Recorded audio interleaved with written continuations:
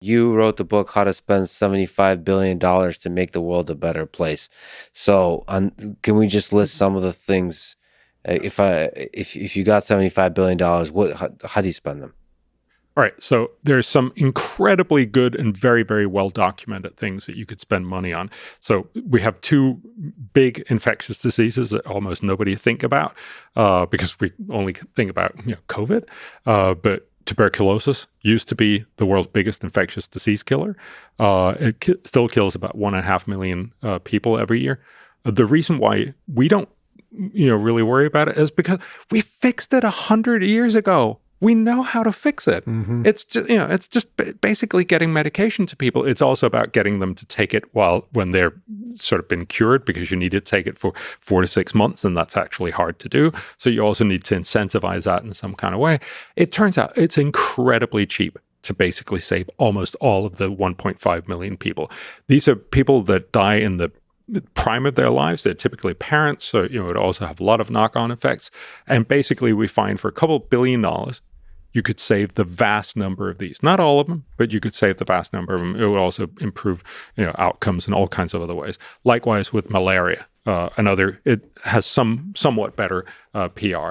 It's funny to think of malaria as PR and tuberculosis not. They need to improve their PR department. Well, but those mosquitoes with a good PR. But by far the biggest infectious disease that got good PR, if you will, was HIV, right? Yes. Because, and I'm not trying to compare and say, oh, it's worse or better to have HIV than tuberculosis or anything, but I'm simply saying we are underfunding because it doesn't really get the public attention.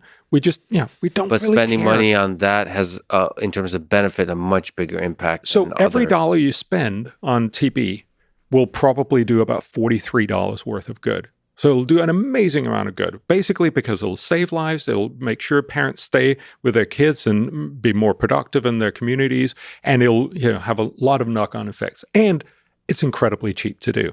Same thing with malaria. It's mostly mosquito nets that we need to get out. And you're saying, just to contrast with climate change, the dollar you spend on, no, not climate change, but decreasing emissions does not come close to the $43 benefit? No, nobody would ever argue that. So very, very enthusiastic climate advocates would probably say it'll do $2 or $3 worth of good for every dollar. So, it's still worthwhile to do. That's what they would say. I would argue, and I think a lot of the evidence seems to side that way, that a lot of the things that we're doing deliver actually less than $1 back. But it's certainly not in nearly the same kind of place. But there's many, many other things. And, just if you'll allow me to. Yes, please. I love this. But, there are lots of other things, for instance, e-procurement. Mm-hmm. So, it's incredibly boring. So most developing countries, well, actually most governments, spend most of their money on procurement. It's typically incredibly corrupt. So we did this project for Bangladesh. Can you explain procurement? Yes. So that's governments buying stuff. So a large part of the government revenue is spent on buying anything from Post-it notes to roads. And obviously, roads are much, much more expensive. It's mostly infrastructure stuff. Hugely corrupt. For instance, in Bangladesh, it would already have been decided among the ruling elite in that local area who's going to get this. So they'll have this bidding competition where you have to hand in an envelope, a sealed envelope with your bid on it. But you put a goon outside the office, so you literally physically can't get in with your bid. Now, what we found, and this is, I'm not claiming any sort of ownership to this. A lot of smart people have done this way before. We're just simply proving that it's a good idea. It turns out that if you put this on eBay, essentially, so if you do an e-procurement system where bidders can come in, suddenly it becomes harder to put up the goon. You can still do it, but it's harder to do it. It also means you get bids from all over Bangladesh. And in general, you'll get bids from all over. It actually turns out you get better quality. But most important is you get it much cheaper. So basically, you can simply save money. So we did a scaled experiment in Bangladesh where we had about 4% go to be e-procurement. And you could compare what it would have cost and then what it did cost. And the average reduction was, as I remember, it's 7%. And the finance minister loved it, because that basically gives him a lot more money, or, you can buy more stuff at the same cost. It reduces corruption. So it's basically you get rid of some corruption. There'll still be corruption, but less corruption. Right. Ukraine has actually been big on this. I've talked to him. I talked to the digital transformation minister. It's kind of incredible. I mean, this is before the war, but still working. It's like the entirety of the government is in an app. Mm-hmm. And that one of the big effects is the reduction of corruption, and not like from this was a politician say we've taken these actions through this. No, literally, it's just much more difficult to be corrupt. Yeah, the incentives aren't quite there, and there's friction for corruption. Yeah. Oh yeah. So basically, you can spend a little bit of money, and you can make a huge benefit. There's still about 70 countries that haven't gone e-procurement. So obviously they should do that. Food for small kids, another thing. So, basically, it's morally wrong that people are starving. But it also turns out that it's a really, really dumb thing not to get kids good food. Because if you get them good food, their brains develop more so that when they get into school, they learn more. And so when they come out in adult lives, they're much more productive. So we can actually make every kid especially in developing countries, much more productive by making sure they get good food. So getting good food is not cost-free. So it probably costs about $100, both in you need some directed advertisement. You need to make sure that you actually get some of the food out there, that you help the families, and you also make sure you don't just give it to everyone, because then it becomes a lot more expensive. If you do that right, it costs about $100 per kid. But per kid, or for 2 years. So it's for their first 2 years of life. And if you do that, you then get a benefit in that they become smarter and go longer to school, and they actually learn more and become more productive, of $4,500. Remember, this is far out into the future. So this is discounted. The benefit is actually much higher. And this is one of the things that we also have a conversation about in climate change, because when you talk about climate change, cost and benefits, all the costs are now and all the benefits are in the future. But it's just like that in education. All the costs are now, all the benefits are far into the future. And if you try to do that right, and that's a whole other conversation that we could have, then it turns out that for every dollar spent, you do $45 worth of good. Again, remember, about a third of all kids that go to school right now just don't learn pretty much anything. And if we could make them more productive in the school system, we have another proposal on how to do that in the school system. But by just simply making sure that they're smarter when they get into school, we've been focusing so much on making the education system better, which is really hard. But it's actually really easy to make the kids smarter. Then when you say the education system is not working well, we're talking about not the American education system. We're talking about globally. We're talking about globally. So about a third of the teachers in developing countries have a hard time passing the tests of the things they have to teach their students, right? And all these students have lots of other issues. They need to do farm work. They need they're constantly considering, should I just go out and start working instead? There's constant disruption. There's a lot of teachers that don't show up. In India, you had this absurd situation where all the teachers are basically paid and hired for eternity, for the rest of their lives.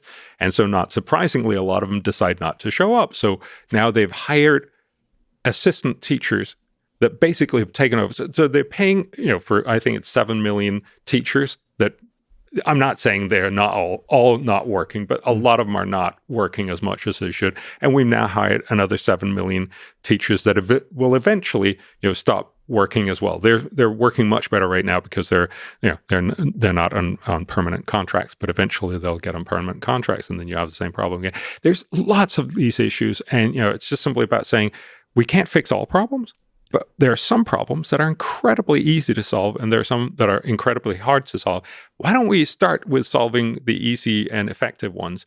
And this, of course, bears on that whole conversation on climate change, because in some ways, that's also Andy's point of saying, look, if you want to save people from the impacts of hurricanes, let's fix the simple, easy things about vulnerability first. Whereas we have somehow latched onto this, let's fix the hardest thing to do, which is to get everyone to stop using fossil fuels, which is basically what's driven the last 200 years of development. That's a tall order, no matter how you look at it.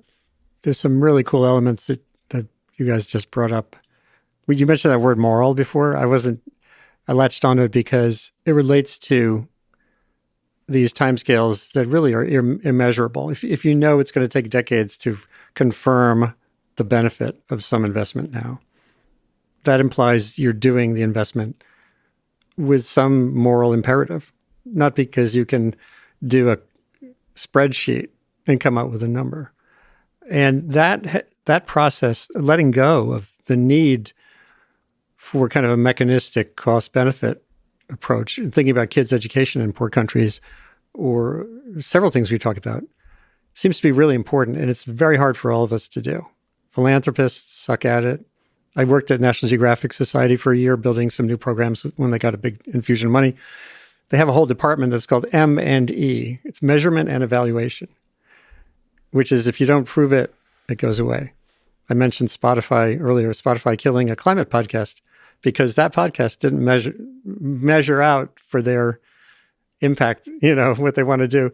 And if we're always making the judgments based on strict cost benefit, we're going to miss larger realities. Another thing is a really exciting example of what you were talking about in terms of in Ukraine with the trust and lack of less corruption and stuff was in India. For all of his issues, Modi recognized that middle-class people in India cook on LPG, propane, or on piped gas, natural gas if they're in cities. Much cleaner, much healthier in so many ways. And actually, compared to like chopping down trees and cooking on wood, it's actually better for the climate, even though it's a fossil fuel. So he and others, there was an American scientist, Kirk Smith, who worked this all out. If you find a way, you had to. They were getting a subsidy. They had that energy subsidy. You were talking about many poor countries subsidize energy just to stay in office, to make something cheap that everyone wants.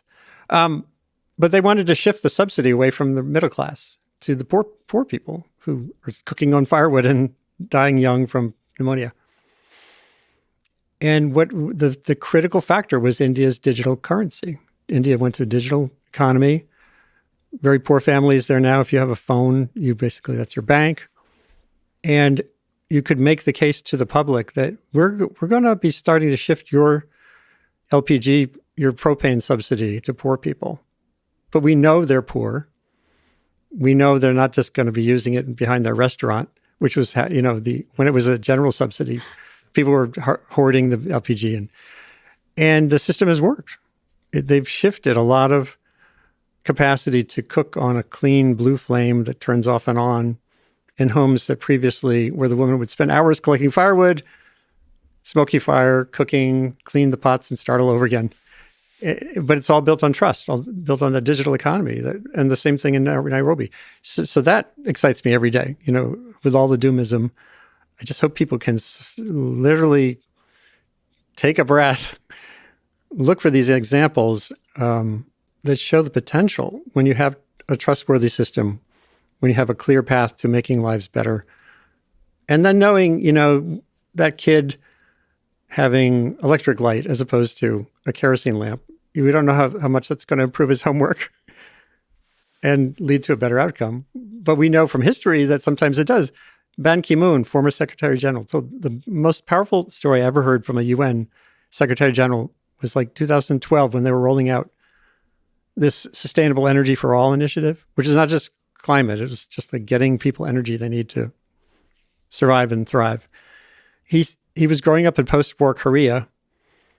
Everyone was poor. Everything was broken, destroyed. Sadly, like so much of many parts of Ukraine. And he would do his homework by kerosene lamp. He said when he was studying for his finals, his mom would give him a candle because it was a brighter flame, better grades maybe. And he became Secretary General.